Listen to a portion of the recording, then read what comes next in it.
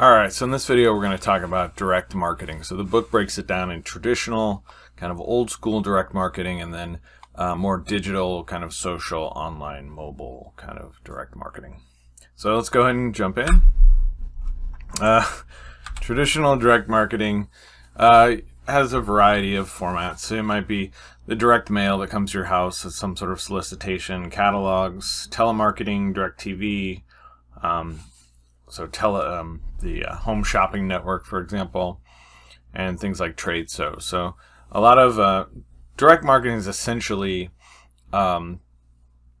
marketing that's designed to go directly from the producer to the consumer, and not be sort of have an intermediary like a retail kind of chain.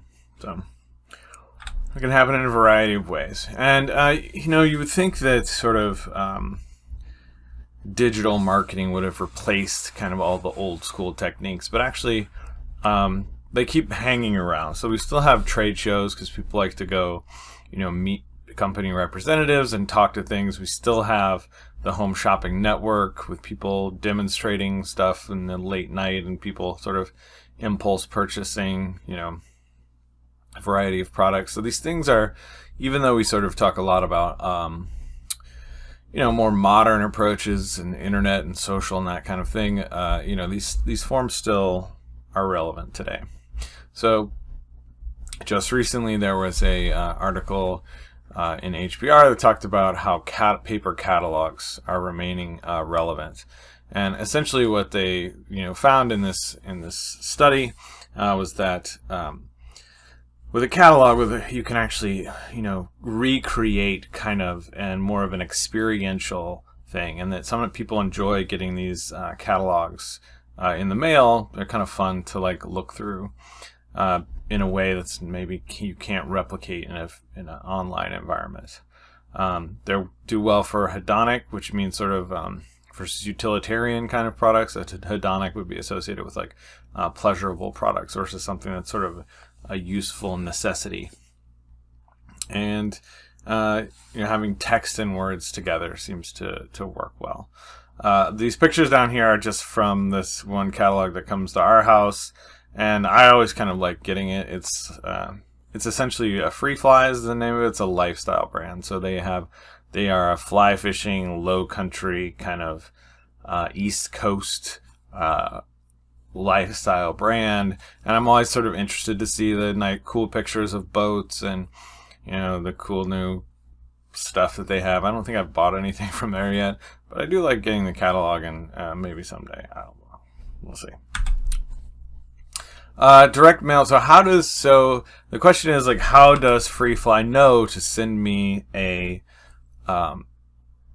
catalog? So it's we talk a lot about how Facebook knows a lot about you and TikTok knows a lot about you, but prior to these technologies, there were all sorts of companies who were, designed to try to create specialized target markets. So anytime, for example, I have a fishing license? So that means I go on a list that's publicly available of people who have fishing licenses in South Carolina.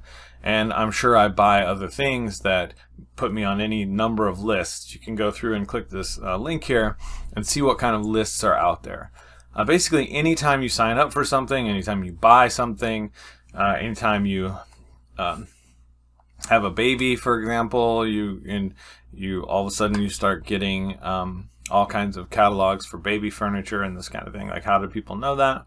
Well, that's a public, when you have a baby, you have the birth certificate, it's registered, the parents are recorded, and now that goes into this database that people can then go through and purchase names, cross-reference those names, and put together a list that you can send out to send catalogs or any other kind of direct mail piece to. Direct mail has challenges in that people often, if it's not sort of really cool, desirable stuff, it often gets thrown away without even being read. So I pointed this. I one time when I moved to Ithaca, New York, I hadn't been there very long, and I got this letter in the mail that was handwritten, and I pulled it out, and there was a newspaper article in it, and it had a post-it note on it that was also handwritten.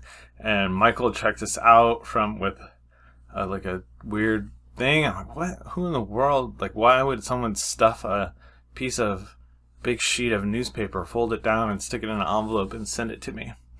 And of course, as it took me like a minute, but I was like, oh my God, this is just it's just a car dealership advertisement. So they tricked me into opening it and reading it, thinking like it was like my grandma sending me something. Like my grandma used to send me like newspaper clippings from time to time, but like it was just like it's a way of breaking through the clutter issue that we talked about earlier.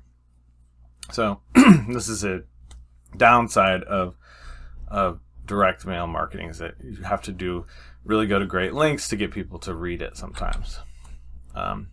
Note that we had next one on the list was telemarketing. I did want to know that telemarketing can be inbound and outbound. We typically think of telemarketing as people who like call up people's houses, cold calling, and ask them to buy stuff.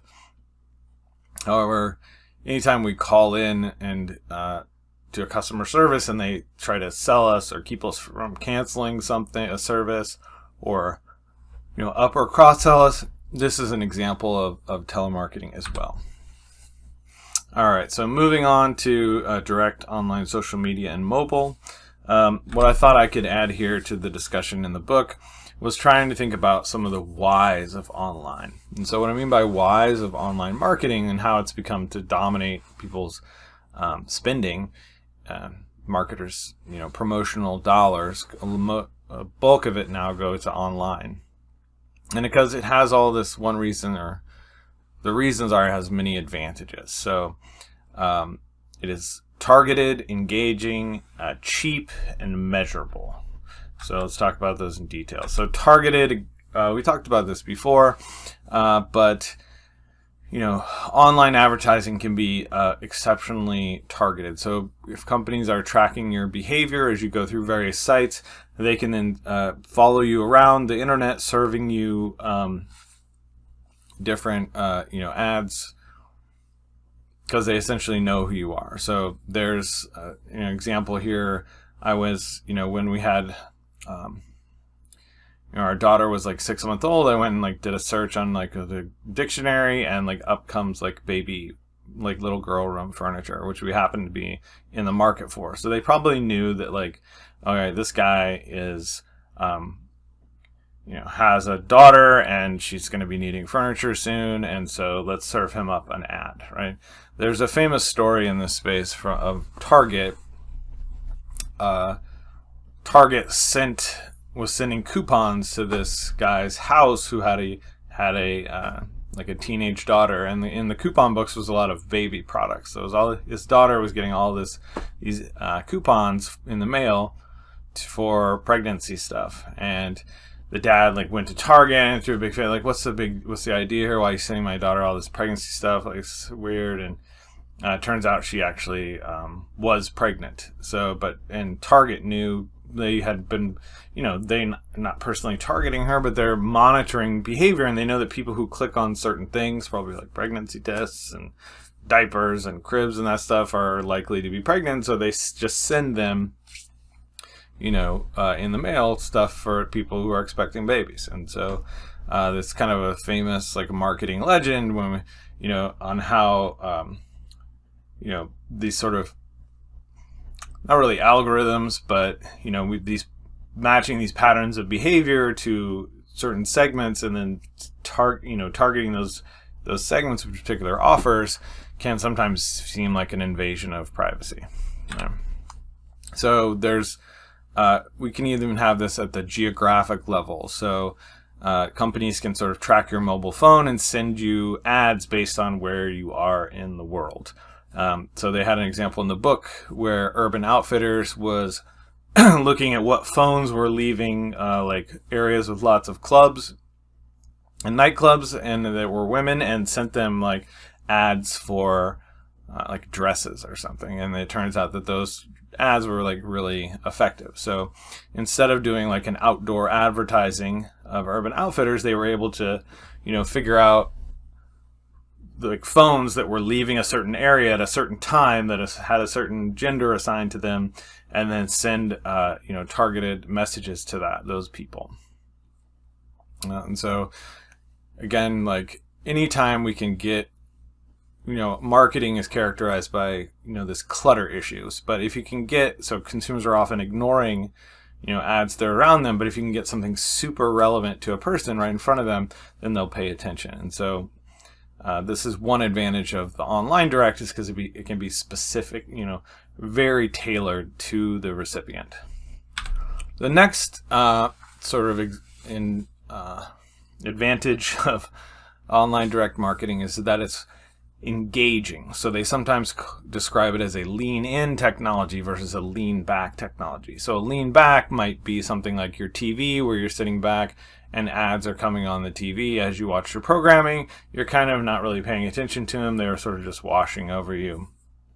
Whereas a lean forward technology would be like a computer. You're leaning into the screen, you're interacting with it, you're moving your mouse around.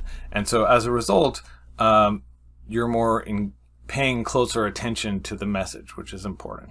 So you can design interactive commercials where people can interact with the ad itself. Sometimes engagement goes wrong and people, use that engagement to like make fun of a company. So you have to be careful of that. But that's something, anytime we are handing control over to someone else, we not sure what they'll do with it. But in general, more engagement is better than them not hearing it at all. Next, online can be relatively cost effective, and relatively cost effective when it sort of goes viral, or when it goes to something we don't have to pay for ourselves, right? So there's been a lot of like different ads that are basically not designed really to showcase the product itself, but designed to sort of be spread amongst people. And so in that way, it's sort of like, it's essentially PR is another way of, we talked about the same idea when we were talking about PR and trying to generate buzz with PR. Doing that with online ads can happen as well. So there's been a lot of research on what makes things go viral. These are some of them here. Whether it has social currency, so if it makes me look good to share it, I'm more likely to share it. If it's memorable, if it elicits an emotion, is always good. If it has some practical value, so if I'm like, I can help you out by sharing this video or tip or whatever it is with you, then I'm more likely to do so. And again, stories. So I think we've seen this before on what makes for good ads. These things also make for things that are shareable. Another aspect of direct in the digital space is that it's very measurable. So clicks are being tracked and click-throughs are being tracked, and we can click conversions, and like conversion being like when someone comes to my website, do they actually put something in their basket and buy it. So you have the ability to run a create get a metric that measures brand, sort of the effectiveness of your online ads. A problem with that, though, is that measurement only captures a piece of the value. So it's much harder to think about, okay, somebody saw my ad, they clicked on it, they went away and didn't buy anything, but maybe they'll come back later, or maybe they have a positive impression of the brand and they're going to it'll be in their consideration set at some point down the road. So those kind of things are harder to measure, and as a result, we often don't get a full picture of the value of an online ad campaign. And so companies will often say, well, we spent all this money on the online ad and it didn't really pay off. The conversions didn't result in enough sales to cover the ad at the rate we were looking for. And which is interesting, because traditional advertising is not held to that standard at all because it's very difficult to tell whether or not your Super Bowl ad is actually impacting sales. People put a lot of effort into trying, but it's tough to say. A lot of things move the needle, the economy in particular, moves the needle on consumer spending. So it's not always easy to tell whether your marketing efforts are having an impact. Digital, on the other hand, we do have this thread that we can follow from a particular online ad where we embed a cookie on someone and watch them until the time of purchase. So this is something people look at. So here's just like a little type of question you might see. CPM is cost per thousand. Click-through rate is the number of people that see the ad who click on it, and conversion rate is the number of people that click through the ad that ultimately go on to a purchase. And so maybe on the exam we'll have like a little problem like this, and you'll have to make a recommendation based on it. So you can figure out your cost per sale, and if that is less than the sale, you might argue that, well, this isn't being paid off, so maybe we should cancel the campaign. On the other hand, it's possible the campaign is generating all those kind of benefits that we talked about earlier: brand recognition, brand awareness, affinity for the brand. Maybe they'll go on to have some positive word of mouth. Maybe all these kind of things that are harder to track. So even if it seems like you're losing a little bit of money on a particular campaign, you got to also kind of think about what sort of other benefits they have. So all these things do lead us to concerns about privacy, right? So right now we're sort of there are states and countries legislating against TikTok because they're worried that China is spying on them and collecting information. I don't know, like Facebook collects a lot of information on you. All these businesses are in business to collect as much information on you as possible for the purpose of selling you stuff, essentially for the purpose of providing specialized access to you to marketers. So providing marketers with specialized access to you. So because marketers don't want to, there's this cluttered landscape and we want to get targeted ads in front of people. So companies collect this information on you and then they sell that access to you to marketers. So there's a phrase, if you're not paying for something, that means you're the product. And so this is the essence of what these business models are about. The reason why you're seeing you get these social media apps for free is because you ultimately are the product.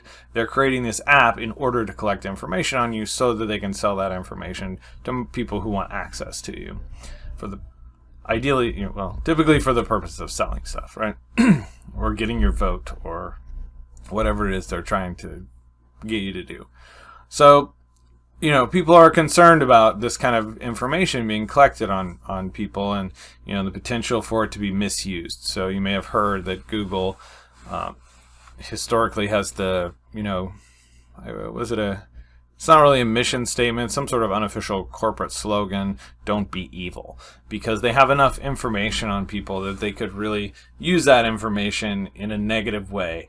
And so something they try to remind themselves as a company is don't be evil. So obviously when we think about if that's something an online marketing entity needs to think about, that's something that we need to think about as well. So I will leave you to ponder that.